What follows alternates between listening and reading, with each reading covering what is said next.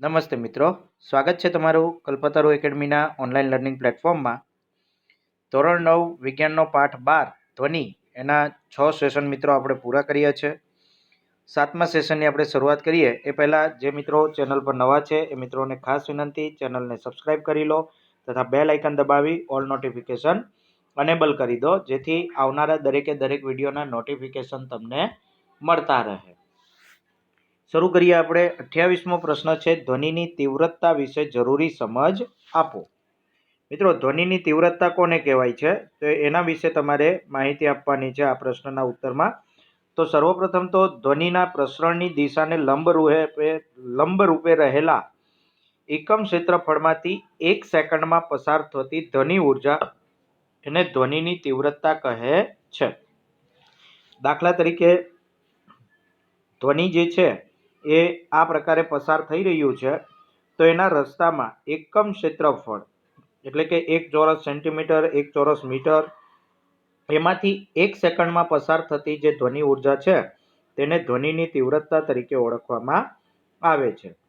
તીવ્રતા એ શું છે તો એક ભૌતિક રાશિ છે અને એનું માપન થઈ શકે છે. ભૌતિક રાશિ હોય કોઈ પણ તો એનું માપન આપણને મળે. તો ધ્વનિની તીવ્રતા એ પણ ભૌતિક રાશિ જ થશે, કારણ કે તીવ્રતા જે છે ઇન્ટેન્સિટી એનું માપ નીકળે છે, તો ધ્વનિની તીવ્રતાનું પણ માપ નીકળે છે.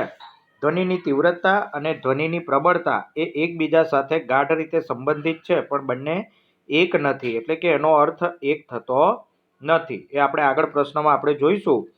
પ્રબળતા એ શું છે તો કે ધ્વનિ માટે શ્રોતાની કાનની સંવેદનશીલતાનું માપ છે. પ્રબળતા માટે શું છે? શ્રોતાની કાનની સંવેદનશીલતા, એટલે શ્રોતા કેટલી ઊંચી ધ્વનિનો અવાજ સાંભળી શકે છે એ સંવેદનશીલતાનું એ માપ છે. આથી તે રાશિ નથી, એટલે એને ચોક્કસપણે માપી શકાશે નહીં. જે ભૌતિક રાશિ છે એને આપણે ચોક્કસપણે માપી શકતા હોઈએ છીએ, પરંતુ જે રાશિ હોતી નથી એને તમે ચોક્કસપણે માપી શકતા નથી. ધ્વનિ ઉદ્ગમથી એક સરખા અંતરે રહેલી બે વ્યક્તિના કાન ઉપર એક સમાન તીવ્રતાનો ધ્વનિ પડતો હોય તો બંને વ્યક્તિઓ ધ્વનિની તીવ્રતા એક જ સરખી અનુભવતા હોય છે. જે ધ્વનિ છે એ ધ્વનિની જે તીવ્રતા છે એ ઉદ્ગમથી એક સમાન અંતરે રહેલી બે વ્યક્તિ એના કાન ઉપર સમાન રીતે આવે તો એ બંનેને તીવ્રતા કેવી સંભળાય છે? એક જ સરખી તીવ્રતા અનુભવાતી હોય છે. અને જો બંને વ્યક્તિના કાનની સંવેદનશીલતા એક સરખી ના હોય અને જે વ્યક્તિના કાનની સંવેદનશીલતા વધુ હોય તેને ધ્વનિ વધુ પ્રબળ લાગે, જ્યારે બીજાને ધ્વનિ ઓછો પ્રબળ લાગે. એટલે ધ્વનિની પ્રબળતા જે શબ્દ છે એ શબ્દ કાનની ઉપર એ ડિપેન્ડ કરે છે, વ્યક્તિની સાંભળવાની ક્ષમતા ઉપર. જો કાનમાં કોઈ ડિફેક્ટ હોય તો એ ઓછું સાંભળી શકશે, તો એને ધ્વનિની પ્રબળતા કેવી લાગે છે? ઓછી લાગે છે. અને જો કાન યોગ્ય રીતે કાર્ય કરતો હોય તો એને ધ્વનિની પ્રબળતા છે એના કરતાં પણ ક્યારેક એવું બની શકે કે વધારે એને અનુભવાતી હોય. નેક્સ્ટ છે, ધ્વનિની પ્રબળતા અને ધ્વનિની તીવ્રતા વચ્ચેનો તફાવત જણાવો. તો ધ્વનિની પ્રબળતા અને તીવ્રતાનો તફાવત પૂછાય તો તમારે પહેલાં જ ધ્વનિની પ્રબળતા અને તીવ્રતાની વ્યાખ્યા લખવાની છે કે પ્રબળ ધ્વનિ અને મૃદુ ધ્વનિ વચ્ચેનો તફાવત જેના લીધે શ્રોતાના કાનમાં ઉદ્ભવતી સંવેદના વડે નક્કી થાય તેને ધ્વનિની પ્રબળતા કહે છે. જે પ્રબળ ધ્વનિ છે અને મૃદુ ધ્વનિ છે એની વચ્ચે તફાવત છે. આ તફાવતના કારણે શ્રોતાના કાનમાં સંવેદના ઉદ્ભવે છે અને આ સંવેદના જે છે એને ધ્વનિની પ્રબળતા કહેવાય. જ્યારે ધ્વનિની તીવ્રતા શું છે તો કે પ્રસરણની દિશામાં લંબ રૂપે રહેલું જે એકમ ક્ષેત્રફળ છે એ એકમ ક્ષેત્રફળમાંથી 1 સેકન્ડમાં પસાર થતી ધ્વનિની ઉર્જા એને ધ્વનિની તીવ્રતા તરીકે ઓળખવામાં આવે છે. ધ્વનિની પ્રબળતા એ કોઈ ભૌતિક રાશિ નથી અને તેને ચોક્કસપણે માપી શકાતી નથી, જ્યારે ધ્વનિની તીવ્રતા એ ભૌતિક રાશિ છે અને તેનું માપ ચોક્કસપણે નીકળી શકે છે. ધ્વનિની પ્રબળતા એ વ્યક્તિની કાનની સંવેદનશીલતા પર આધારિત છે, જ્યારે ધ્વનિની તીવ્રતા એ સંવેદનશીલતા પર આધારિત હોતી નથી. ત્યારબાદ ધ્વનિની પ્રબળતા જે છે એનું અસ્તિત્વ વ્યક્તિલક્ષી છે. વ્યક્તિલક્ષી એટલે જે તે વ્યક્તિની જે સાંભળવાની ક્ષમતા છે એના ઉપર એ આધાર રાખતું હોય છે. જ્યારે ધ્વનિની તીવ્રતા એ માત્રાલક્ષી છે, એટલે કે એ કેટલી માત્રામાં પસાર થાય છે એના આધારે. રાઈટ? તો આ તફાવત તમને પૂછાય તો તફાવત 2 માર્ક્સનો બની શકે છે. તો અહીં 4માંથી કોઈ પણ 2 મુદ્દાઓ તમે લખી શકો અને 4 મુદ્દાઓ લખી શકો તો વેલ એન્ડ ગુડ. 30મો પ્રશ્ન છે, ધ્વનિની ઝડપ માધ્યમ બદલાતા કેવી રીતે બદલાય છે અથવા ધ્વનિની ઝડપ કઈ બાબતો પર આધાર રાખે છે? તો આપેલા માધ્યમમાં ધ્વનિ એક ચોક્કસ ઝડપથી ગતિ કરે છે, પણ તેનું ઝડપનું મૂલ્ય પ્રકાશની ઝડપ કરતાં ઓછું છે. જે માધ્યમ છે, માધ્યમની અંદર ધ્વનિની ઝડપ નિશ્ચિત હોય છે.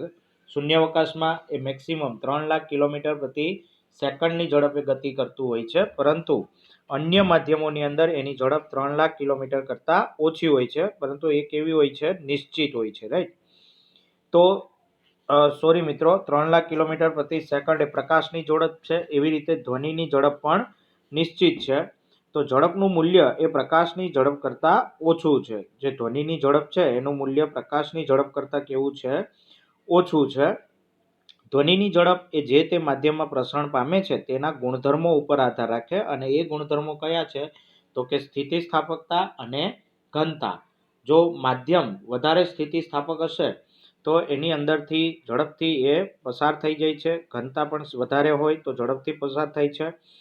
અને નીચે તમને આપ્યું છે કે ધ્વનિની ઝડપ એ ઘન પદાર્થથી વાયુ પદાર્થ તરફ જતા ઘટતી જાય છે. અર્થાત ઘન પદાર્થમાં સૌથી વધુ, પ્રવાહીમાં મધ્યમ અને વાયુમાં એ સૌથી ઓછી હોય છે.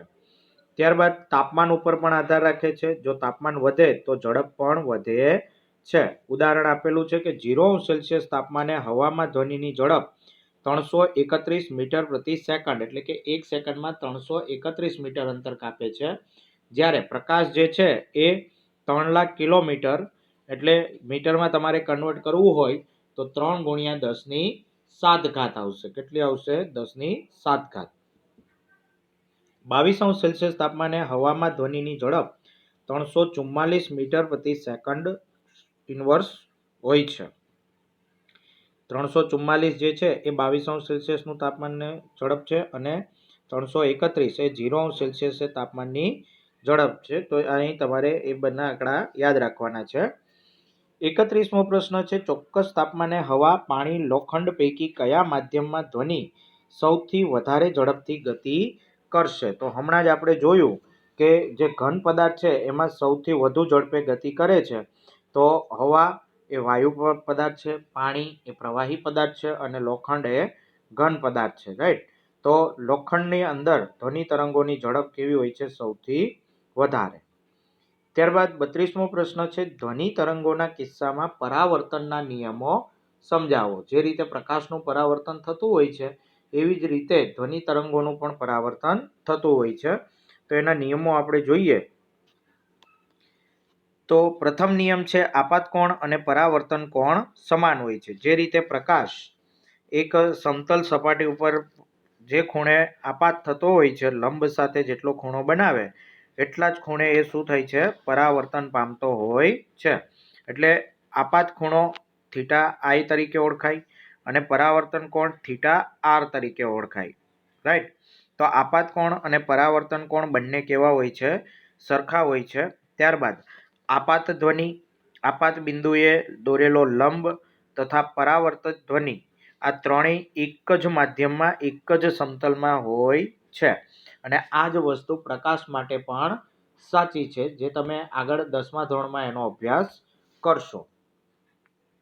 તો મિત્રો, અહીં આપણો આ સેશન પૂરો કરીએ છીએ. નેક્સ્ટ સેશનમાં બાકી રહેલા પ્રશ્નોના જવાબો આપણે ડિસ્કસ કરીશું. તો જે મિત્રોએ હજુ પણ ચેનલને સબસ્ક્રાઇબ નથી કરી તે મિત્રોને ખાસ વિનંતી, ચેનલને સબસ્ક્રાઇબ કરી લો તથા બેલ આઇકન દબાવી ઓલ નોટિફિકેશન અનેબલ કરી દો, જેથી આવનારા દરેક વિડીયોના નોટિફિકેશન તમને મળતા રહે.